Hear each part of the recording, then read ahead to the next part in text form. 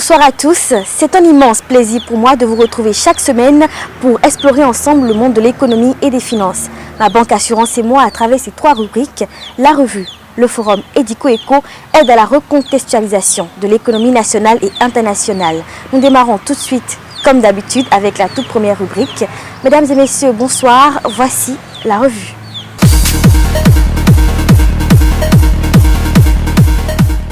Le Bénin se fait remarquer sur le marché financier de l'UEMOA et gagne plus de 38 milliards de francs CFA.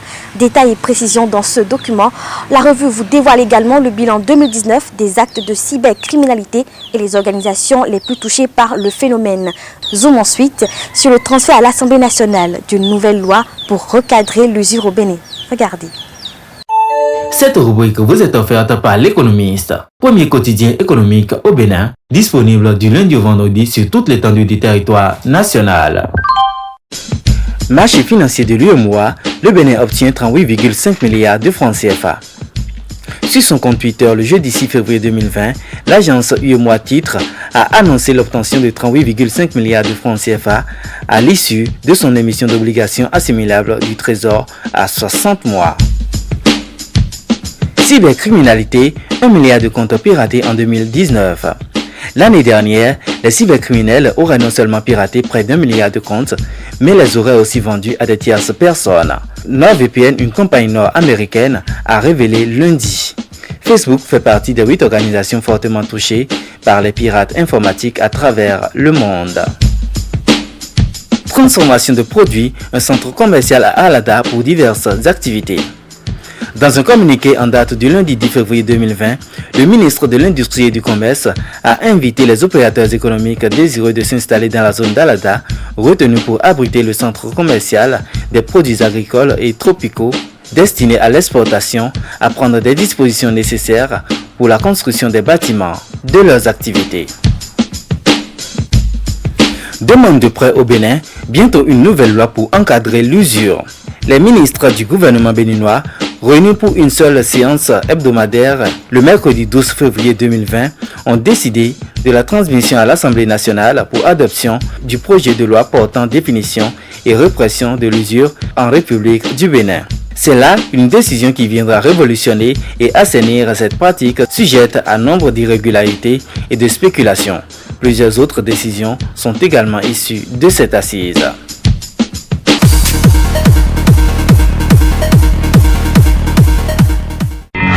Suivez désormais sur votre chaîne ETélé, votre magazine économique et financier Ma Banque Assurance et Moi. Acteurs du secteur des banques, des assurances, des institutions de microfinance, des réseaux GSM, fonds de garantie, SCGI, PME et autres, voici le créneau idéal qui vous est dédié. Profitez de ce canal pour mieux vous faire connaître. Ma Banque Assurance et Moi, c'est tous les mercredis et dimanches à 21h sur ETélé, disponible sur Canal+, position 275, sur Strong en option libre et l'ensemble de nos réseaux sociaux. Contactez-nous pour mieux vous faire connaître. Ma Banque Assurance et Moi, un programme pas comme les autres.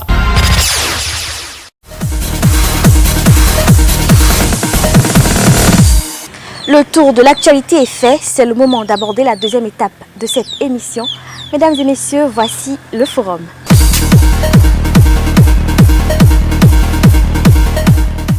Selon de nombreux spécialistes des questions économiques, la finance digitale est un catalyseur de l'inclusion financière. Elle met à la disposition de tous et surtout des populations défavorisées des moyens de paiement et de financement pour booster leurs activités. Qu'en est-il de la faisabilité des services digitaux au Bénin? La réponse est dans cet élément. La banque est l'un des secteurs les plus touchés par la transformation digitale des entreprises. Ainsi, pour s'adapter aux attentes de leurs clients et répondre aux enjeux de commodité dans leurs relations clients, plusieurs banques ambitionnent d'instaurer un lien de proximité grâce à la digitalisation. Une idée bien appréciée par les populations. Ben oui, une banque digitale au Bénin, c'est une bonne chose. Vous savez, nous sommes dans la mondialisation, le monde est comme un petit village, il faut se mettre au pas des autres. Aujourd'hui, vous voyez dans les grands pays, aujourd'hui, il y a la digitalisation. Quand vous allez dans une banque, vous pouvez faire vos actions, vos transactions avec le numérique et ça va très vite. On n'a plus besoin de faire la queue sur les banques. Après, on vous dit qu'il n'y a pas de connexion et vous faites une longue file. Vous voyez aujourd'hui, peut-être les paiements rapides de nos GSM, par exemple, a révolutionné le e-bank qu'on voit aujourd'hui sur les GSM. Ça a révolutionné la banque et aujourd'hui, les banques sont obligées d'aller vers la digitalisation. Je crois que c'est une bonne chose. Aujourd'hui, on n'a pas le choix, d'accord. Mais les banques qui vont, mais pas toutes. Il y a qu'une seule banque réellement qui s'est lancée dans le truc et qui en profite pour le moment. Les autres banques n'osent pas y aller. Elles sont toujours là à réfléchir comment on va faire, est-ce qu'il faut y aller, penser à trop de sécurité. Mais je crois que si une banque a pu rentrer dedans à pratiquement 90%, c'est que les autres aussi peuvent rentrer dedans. Et je trouve que c'est une bonne chose. On n'a pas le choix aujourd'hui parce que c'est plus rapide. Je pense que c'est une avancée utile, une opportunité pour les usagers de banque et pour faciliter un certain nombre de services. Parce qu'aujourd'hui, nous sommes tous liés à e-commerce et pouvoir faire des opérations. Si les banques ne sont pas digitalisées, ça crée des difficultés. Alors c'est un élément important que les banques offrent aux populations que nous sommes. Quand on parle de digital, vraiment quand on pense au Bénin, à ce que d'autres font, on est vraiment en arrière et il faut qu'on rattrape le pas. Oui, moi je suis pour la digitalisation au niveau des banques pour que le client qui a son argent à la banque puisse être vite servi, pour qu'il fasse les actions bancaires rapidement et qu'il aille vaquer à ses occupations. Ces banques doivent aussi communiquer, doivent participer à l'éducation de ses clients, à mieux les informer et permettre à ce que dans les langues nationales, qu'on les éduque, parce que le digital nous donne plus d'opportunités et nous montre assez de chemin. Et en retour, il faut que l'on fasse comprendre aux populations qu'il y a assez de sécurité.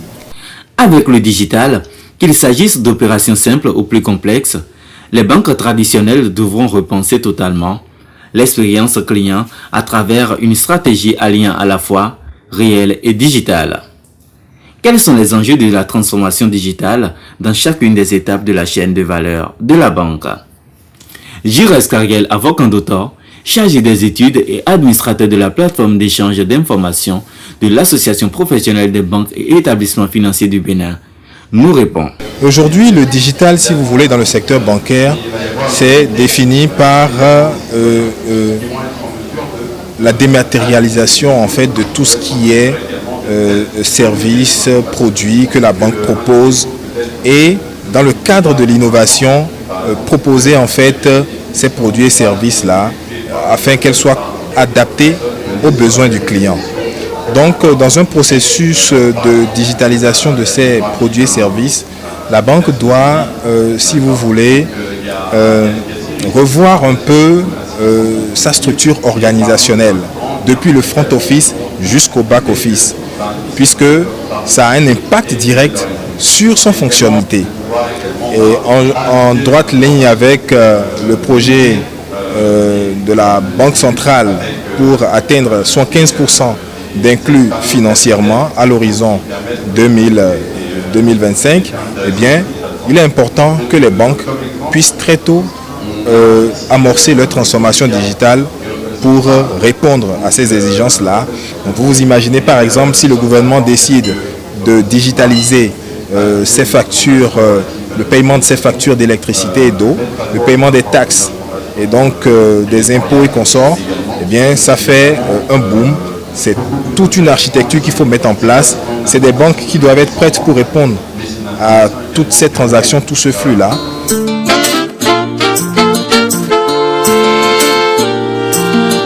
À l'ère du digital, aujourd'hui, la banque ne peut pas faire l'économie de s'aligner vers la digitalisation. Parce que moi, je l'ai toujours dit dans toutes les formations que je donne, une banque qui ne va pas entamer très tôt sa digitalisation, elle va finir par fermer ses portes. Je vous donne un exemple. Prenez le cas d'une banque digitalisée, d'accord, et une banque qui ne l'est pas.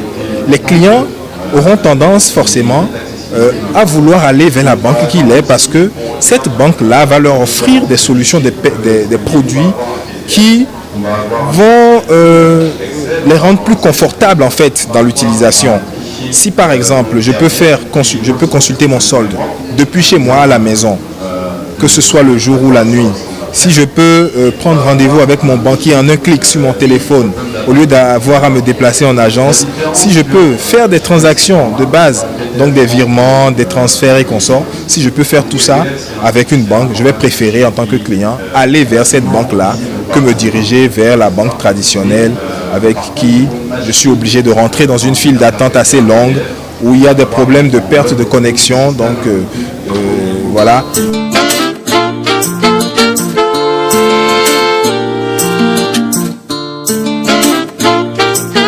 Alors la première disposition, c'est déjà le renforcement, d'accord, de la sécurité des banques au niveau de leur système d'information. Précédemment, ce que vous appelez hackers, ils se déplaçaient en fait, ils étaient obligés de se déplacer physiquement pour aller dans la banque pour commettre leur forfait. Aujourd'hui, ils n'ont plus besoin de faire ça. Aujourd'hui, simplement en se postant derrière un ordinateur, peu importe l'endroit où ils sont dans le monde entier, ils peuvent commettre des attaques, des forfaits au niveau des institutions bancaires. Alors donc, l'effort à faire pour les banques, c'est de renforcer la cyber-résilience de leur système d'information, donc de les rendre davantage robustes et sécurisés, afin de protéger justement les clients dans leurs transactions et de se prémunir éventuellement contre les risques d'attaque de ces hackers-là.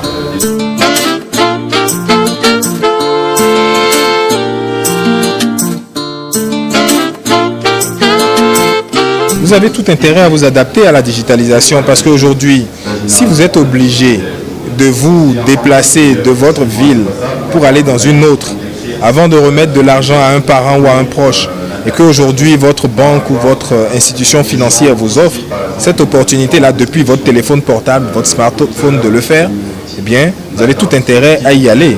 C'est vrai que derrière aussi, il faut accompagner le changement. Donc les banques doivent mettre en place une procédure de sensibilisation, d'éducation financière également. Et c'est dans ce cadre effectivement que s'est inscrite la semaine de l'inclusion financière organisée par la Banque centrale. Donc il y a eu un volet éducation financière pour entretenir les consommateurs sur les bonnes pratiques, les bons usages à avoir en matière de transactions financières.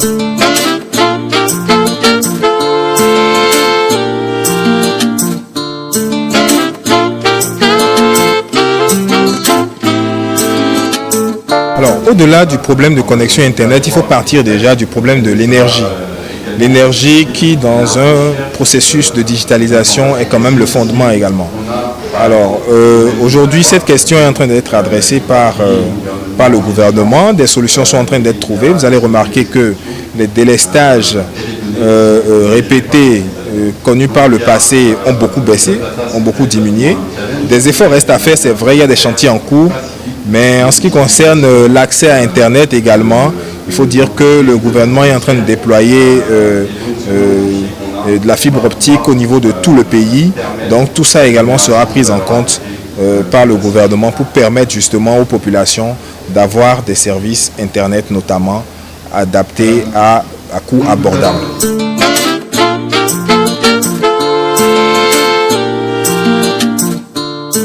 Pas vraiment, parce qu'en réalité, il faut comprendre que c'est deux chantiers différents, puisque les GSM qui se mettent dans la monnaie digitale, c'est des émetteurs de monnaie électronique.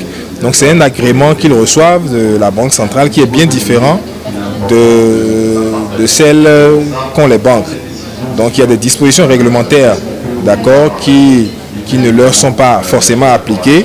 Mais donc les émetteurs de monnaie électronique, c'est l'instruction numéro 008 de la Banque centrale qui régit leur activité. Et vous allez voir que dans les clauses, il est prévu que ces émetteurs-là puissent adosser toutes leurs transactions auprès d'une banque.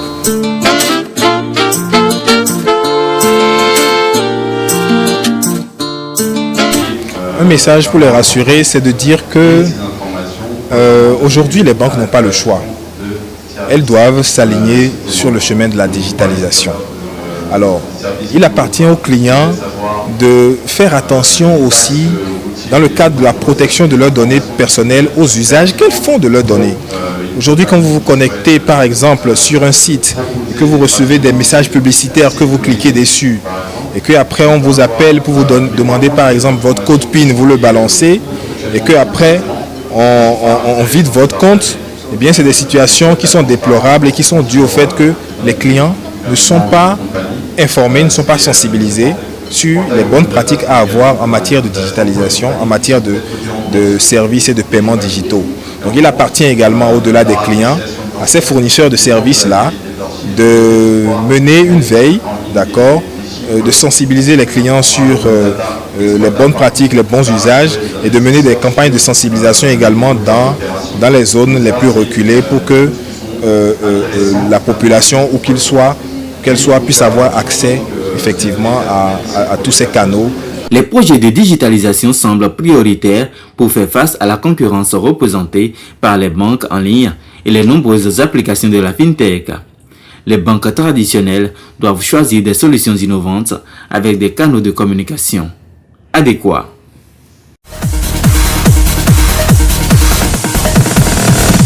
Si vous venez de nous rejoindre, vous suivez Ma Banque Assurance et moi et la prochaine rubrique c'est Dikoeko.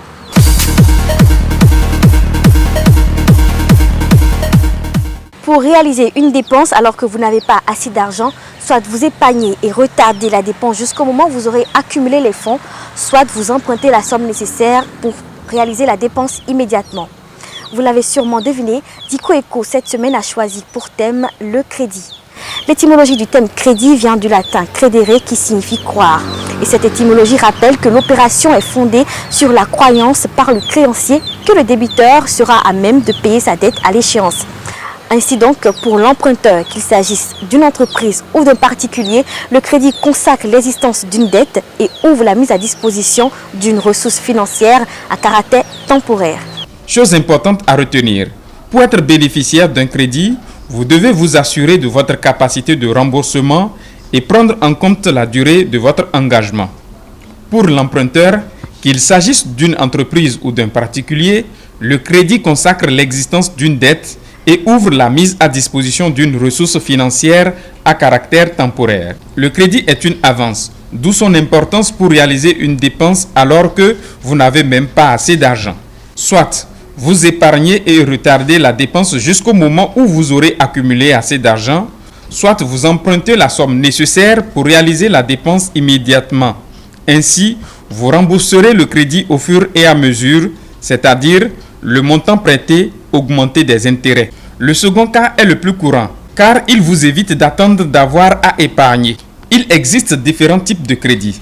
Toutefois, la banque cherchera avec vous la formule la plus adaptée à votre situation. Le droit du crédit s'est considérablement développé sous l'effet de la diversification des professions bancaires et des modes de distribution. Ainsi, avant de souscrire un crédit, il faut comparer les offres des organismes de crédit selon les projets. Selon certains, il est déconseillé de prendre un crédit pour une petite somme car dans ce cas, les intérêts sont exorbitants. Il vaut mieux demander à votre banque une extension de découvert pour 1 mois ou 2. On peut distinguer le crédit à la consommation et le crédit immobilier.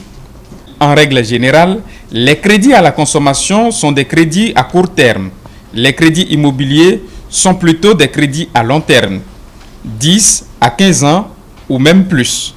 Même si on trouve aussi dans cette catégorie des crédits relais qui peuvent durer moins de 2 ans. Le crédit à la consommation permet de financer les dépenses de la vie courante et d'équipement. Les voitures et les bateaux entrent dans cette catégorie de crédit. Un crédit immobilier, quant à lui, permet de financer l'acquisition d'un terrain, d'un logement ou encore des travaux de rénovation ou d'aménagement. Si vous rencontrez des difficultés à rembourser votre crédit, rendez-vous vite vers une association de consommateurs. Ils vous conseilleront et vous aideront à vous y retrouver.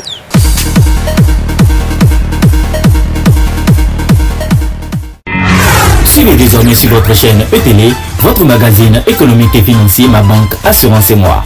Acteurs du secteur des banques, des assurances, des institutions de microfinance, des réseaux GSM, fonds de garantie, SCGI, PME et autres, voici le créneau idéal qui vous est dédié. Profitez de ce canal pour mieux vous faire connaître.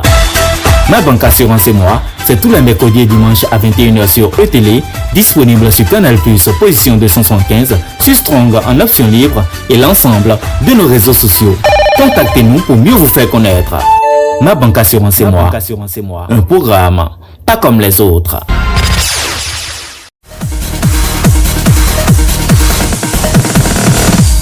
Cette émission est à présent terminée. J'espère que tout comme moi, vous avez pris du plaisir pendant ces quelques minutes que nous avons partagées ensemble.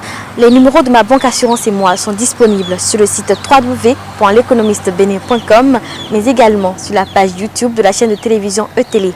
Ma banque assurance et moi est également une tranche offerte à toutes les personnes et toutes les entreprises qui souhaitent faire connaître leurs produits, leurs activités.